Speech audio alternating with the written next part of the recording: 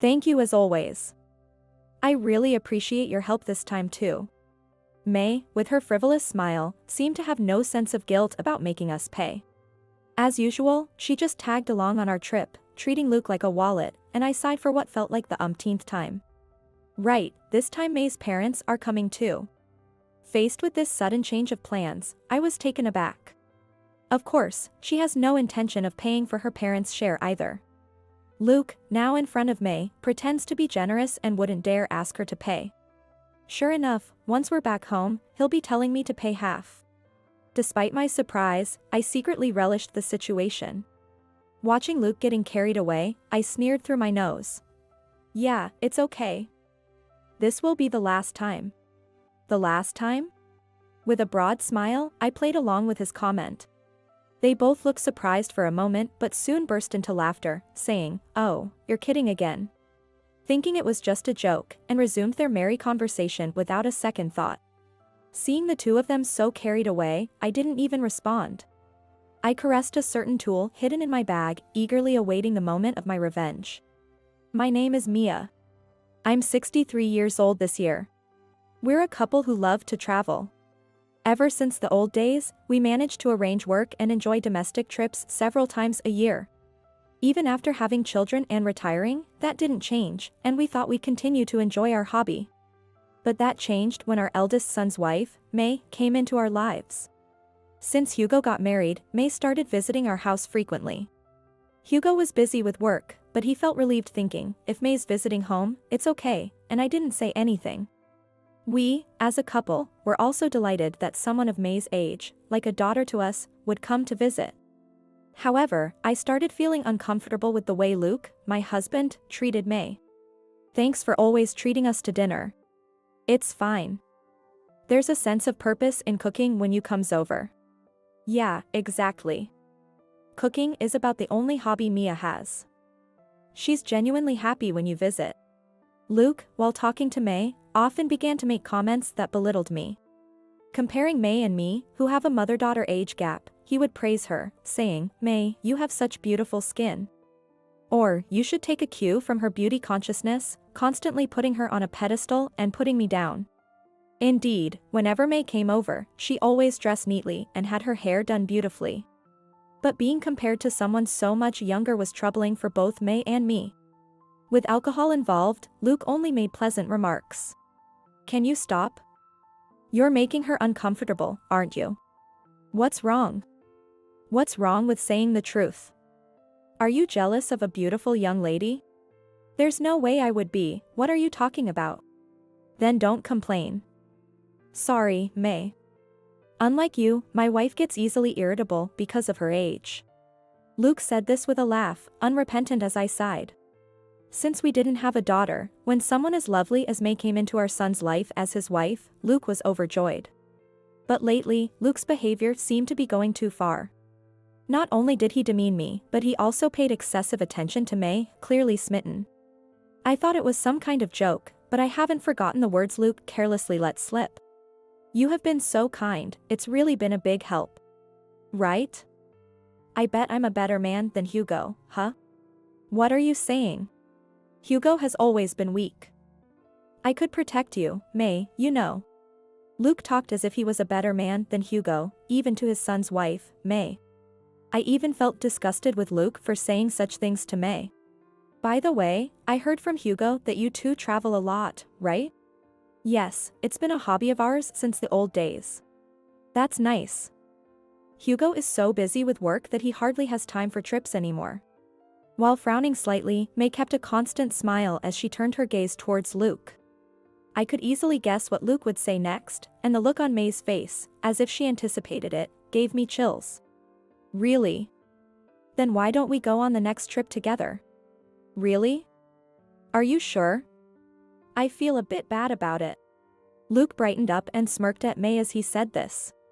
It was clear he had no intention of considering my opinion from the start. And May, for her part, did not show any signs of hesitation even as she claimed to feel bad. She glanced at me while holding her cheeks with both hands. "But I don't really have any money to spend freely." "Don't worry, we invited you, so we'll cover it. Right? Ah, yeah, sure. Luke looked at me for agreement and I was bewildered by it as May took his hand with a triumphant smile, expressing her thanks joyfully. It might be my imagination, but May definitely narrowed her eyes at me and grinned smugly. We're planning to go at the beginning of next month, so get ready. Okay. I understand, thank you. Eventually, the two of them got excited, completely ignoring me, and all I could do was watch them with a cold eye. So? What are we going to do? We don't have a hotel reservation for May. We'll just have to do it now, right? Take care of it, please. Why should I be burdened with this even though you were the one who happily invited her? Why are you so cold when May says she's coming? After May left, I mentioned that we only had reservations for the two of us, and Luke responded in a baffled tone. Despite his grand claims to be kind to May, Luke didn't bother to make the hotel reservations or even the theater tickets he had planned. Moreover, he even hesitated to cover those expenses, despite bragging so much before. And yet, he made an unsettling joke, May can even sleep in my room if she wants, leaving me with nothing but frustration. This discomfort naturally continued during the trip. Throughout the trip, Luke was entirely focused on keeping May happy. If May said she wasn't interested in the theater, he wasted the tickets we had prepared and forced us to change our plans.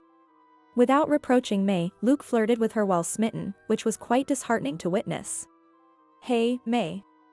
I hate to say this since you've come all this way, but it's troubling for us if you disrupt our travel plans. Oh. Right. I'm sorry. I got carried away because Luke is so kind. It's okay. I'm happier when you rely on me. No matter what I said, May would make eye contact with Luke, and Luke would strangely blame me instead. It was clear that May knew Luke was on her side and often made statements as if she was manipulating him.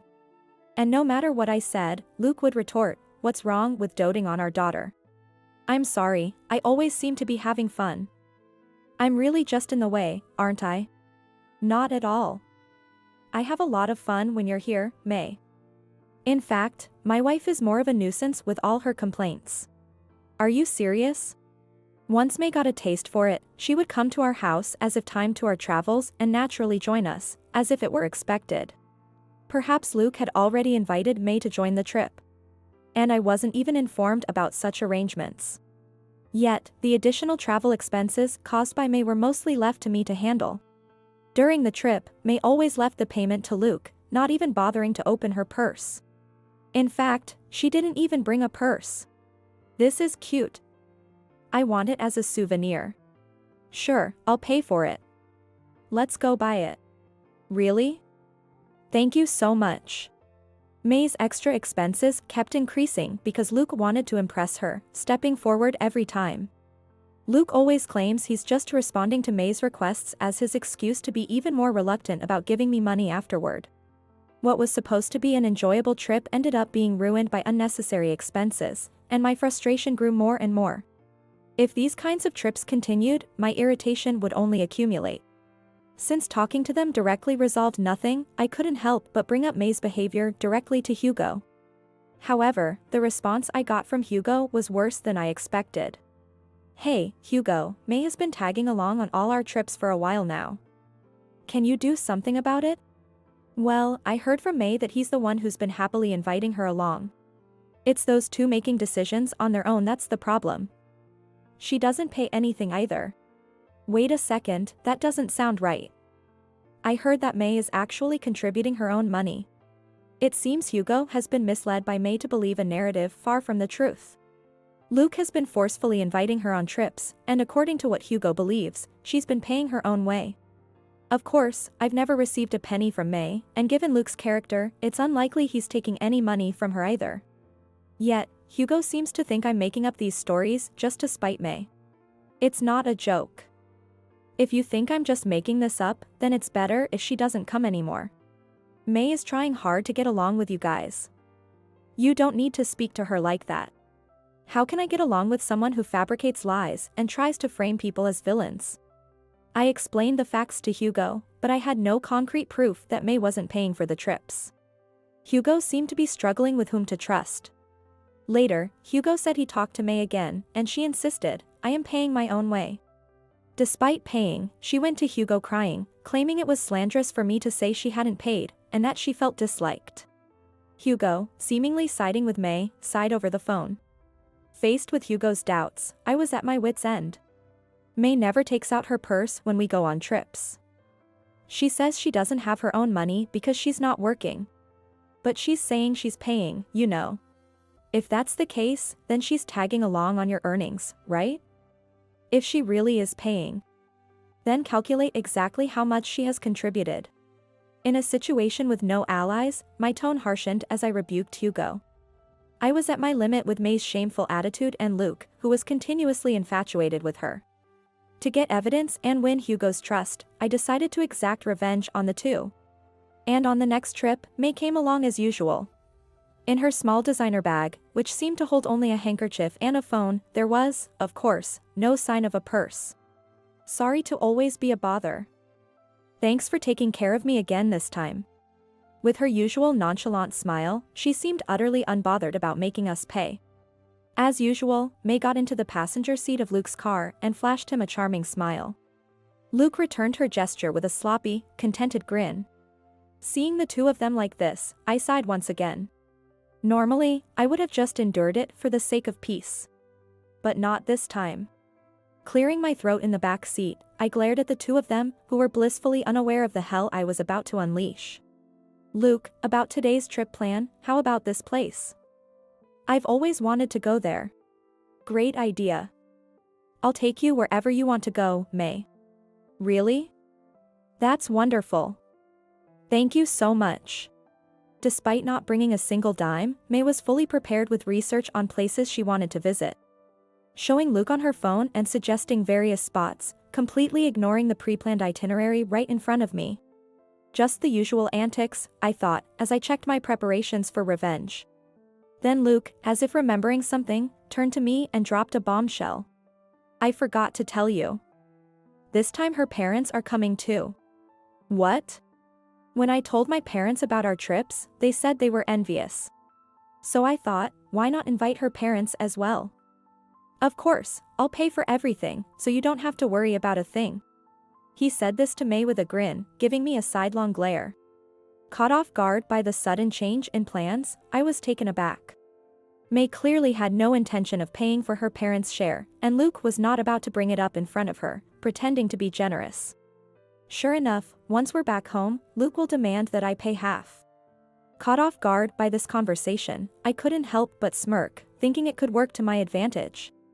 That works out nicely, I said with a laugh. When I said this, Luke grinned mischievously at me. Right, he cheered, restarting the car and even humming a tune. Perhaps he misunderstood and thought he could impress May's parents with my approval. Or maybe he thought my agreement meant I was willing to contribute financially. Watching a cheerful Luke, I snorted in amusement. Thanks so much, Mia. No worries. This is the last time anyway. Last time? I nodded with a broad smile. They both looked surprised for a moment but soon burst into laughter, saying, "Oh, you're kidding again." Dismissing my words as a joke. After all, you are our precious daughter, we'll surely go on trips together in the future, right? Of course.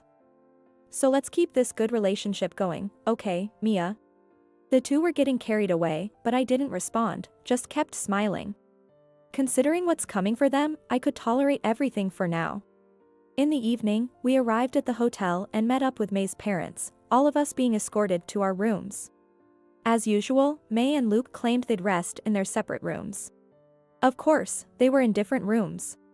But I knew exactly what they were up to when they said this. So, I'll just have a drink with May's parents. Sure, take your time. I arranged for them to be alone on purpose, and as they said, "Enjoy your time," May waved at me with a grin. Her behavior, seemingly more convenient without me, solidified my suspicions. Anticipating they would slip up, I approached May's parents. "I have something I'd like you to see, if that's okay?" They looked puzzled as I quietly started my phone and showed them a video. Wow. What a lovely room. Your room is nice too. Really? Then May, you can come over to this room. I started showing them the live footage from a camera I had set up in our room. May appeared in the room where Luke and I were staying, acting as if it were the most natural thing. Her parents, seeing the familiarity between the two, watched intently with puzzled expressions. Since I've been arranging hotels and trips for you, it wouldn't be too bad for just the two of us to go on a trip without Mia, right? That would be unfair to Mia, wouldn't it? But she's really mad at me for not contributing money, you know? Don't worry about it. I'll handle her. The flirty exchange between May and a pleased Luke was continuously displayed on the screen. The interaction between them, hardly resembling that of a father-in-law and daughter-in-law, grew increasingly intense. And they seemed to genuinely enjoy putting me down. Seeing their casual disregard for me, Autumn, her mother, looked pale as she turned to me. What's going on? What is my daughter doing? This footage is from a camera in my and my husband's room. It seems she's in there talking to him right now. The trip was supposedly May inviting us to express her gratitude. Oh, really? I was only informed today that you two were coming. It seems she decided on her own again, I remarked. I disclosed everything about the previous trips to them, sparing no details. Including the fact that May hadn't contributed financially, Luke's attitude, and their disregard for me. As I explained, they inadvertently confessed on camera, causing May's parents' facial expressions to fluctuate rapidly from red to pale as they watched beside me. Meanwhile, I silently recorded Luke's inappropriate remarks to May, words that no father should be uttering. Our daughter has done something unforgivable. I really don't know how to apologize enough. I understand. I plan to cut ties with these two after this. I responded, looking at their downcast faces and thinking it cruel to torment them further, so I decided it was time to leave for the room.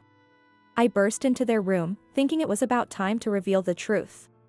Wow, Mia. What's all this about? What's the matter? Is there a problem with me returning to my own room? That's not what I'm saying. Don't just burst through the door like that, you scared me. Oh, I'm sorry. I thought you were nervous because you were up to no good. With that, I replayed the video in front of them again. Upon noticing May's parents standing behind me, the two became flustered, and I sighed at the absurdity. Wanted to travel just the two of you? Were we, including May's parents, just in the way? Well, that's... May, I heard from your parents. If you're inviting them on a trip to express your gratitude, shouldn't you at least pay your own way? No, that's not it. I didn't because Luke said he would take care of it. May desperately tried to defend herself, while Luke spewed misplaced insults, unaware that I had secretly prepared the camera. Unable to apologize even now, I felt my heart growing colder as I watched them. Is this true? Hugo? Just then, perfectly timed, Hugo appeared. He had been away on a business trip. May, surprised by the unexpected guest, turned pale. Of course, I had also called Hugo beforehand, knowing he would find the discrepancy in the travel expenses strange. May, were you lying? No. I just took advantage because Luke said it was okay not to pay. Oh really? Because of you, we're short on money, and you've been making me pay all this time. I played another video on my phone at full volume. It was a pitiful conversation of Luke begrudgingly discussing the payment for the trip. I pity her, so I'll pay for that part, and you wanted to go on the trip too, so you should pay, Luke rambled in the audio that filled the room. This man is making me pay because he's out of money. What? That's the worst. I was being nice to you because I thought you had money. As Luke's demeaning comments played from my phone, May's true nature emerged. Autumn, May's mother, who had been silently listening, fiercely rebuked her, eyes wide with anger. Who's the worst here? I'm ashamed as a parent. Autumn's face turned red as she sternly scolded May. The intensity left Hugo and me with no room to intervene. You're no daughter of ours anymore. I should never have believed you wanted to gift us this trip. I didn't mean for it to turn out like this. This is terrible. Autumn's voice echoed through the floor, and I found myself needing to calm her. Then, out of the corner of his eye, Luke quietly approached me and muttered an apology, saying, I'm sorry for trying to look good in front of my son's wife. However, his attitude seemed to suggest he expected forgiveness just because he apologized, and I finally lost my patience. I told you this was the last time when we came here. I don't need a husband who dotes on his son's wife. What? Why? I apologized, didn't I? Do you really think an apology is enough for what you've done? I'm utterly appalled. With that, I mentioned about divorce to him. Finally realizing the irreversibility of his actions, Luke fell to his knees, utterly defeated. After the disastrous trip, Hugo apologized, having learned the truth. May ended up having to repay the travel expenses she owed, thanks to a lecture from her parents. She started working part-time without Hugo's help. I heard that the luxury bags and accessories that Luke had lavished on were confiscated. Luke, for his part, went around saying that his divorce was caused by being fleeced by May, which led to yet another scene. I heard that Luke caused a scene by demanding May repay all the money he had splurged on her. Was Dad always like this? I only remember him getting along well with Mom. Really? Now that I think about it, he was just a sloppy guy who shared my interest in traveling, I reflected. Disillusioned by Luke's lack of paternal dignity, Hugo shared such grievances with me. However, for me, it just reinforced that divorcing was the right decision. Luke, having nearly bankrupted himself by overindulging May, and I successfully finalized our divorce. And now I have kicked him out and am enjoying living on my own. After enduring so much, I am finally planning trips to places I want to visit, without anyone to interfere this time.